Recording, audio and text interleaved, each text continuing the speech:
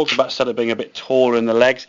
It's something you're having not quite get in there, but not quite as much. I mean, obviously we still get a little bit taller for me. I think certainly this one there is quite a bit of knee flex there. Okay, this one now is sort of a little bit less. It's probably moved from sort of there to about here. So we're moving a little bit taller, but a little bit more movement. Again, to change that quickly would be quite a lot too soon. But in terms of the backswing position, we said about hinging the wrist up sort of towards that 90 degrees.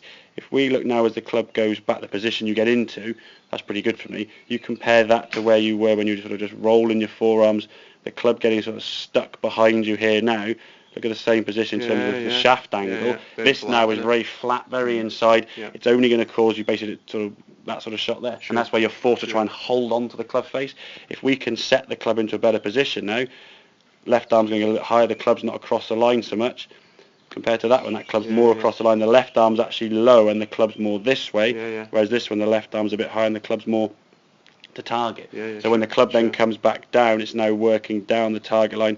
You're not flipping it as much. The ball now can start the target and you can release through. I think the release of the body will certainly be better once you get tall in the legs. But to go from where you were to fully tall, it's going to feel quite tricky, okay? But over time, I think in some ways, almost hitting a few shots, sort of pitch shots, almost not straight legs, but get them really sort of as tall as can be, and just do a few sort of pitch shots just so you can start engaging that lower half. I think you know the lower half needs to work. You just can't use it because it's a bit too squat. So I think if you can practice that drill, the more we can get this club now, you can see the club now nicely in front of the hands.